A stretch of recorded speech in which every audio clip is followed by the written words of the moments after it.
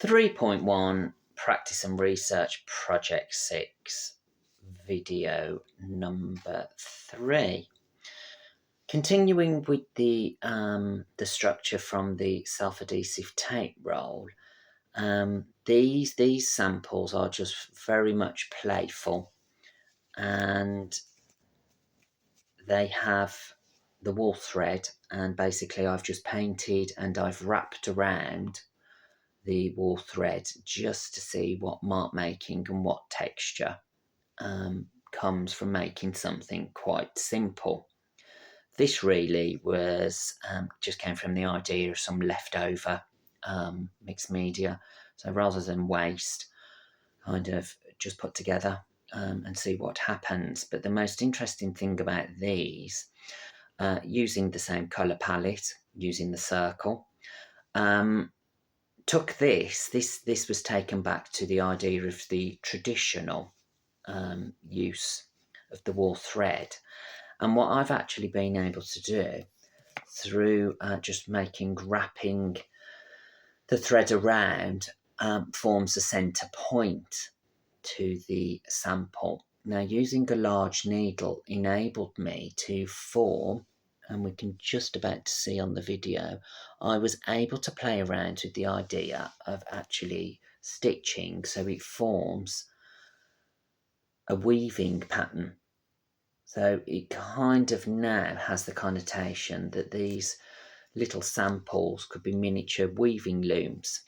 Another idea that's worth considering, but the one result that has come from this is that it has made the samples again tactile and very sensory. They're soft to the touch, and they also, because of the circular formation, they actually allow the viewer to touch and play with the ideas. I've left the threads hanging because this would enable to allow me at one point to maybe connect them or reconnect them or connect them to another sample. So it's quite interesting how something so simple has now given me a sample that could be moved forward.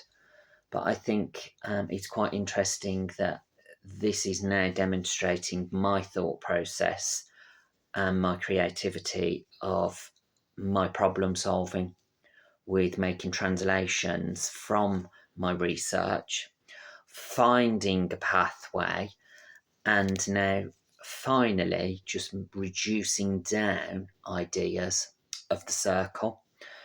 Mixed media with traditional wool thread construction. I do feel that the research from my creative playgrounds has enabled me to play with basic plain mixed media that is raw, that's allowed me to put together colour palettes and paint them. So I feel that the research is now filtering through, and I'm taking elements from Aldo van Eyck, and these, which are the third set of samples, feel very much like the work and the ideas of Laura Blake, which I started to talk about in my critical essay.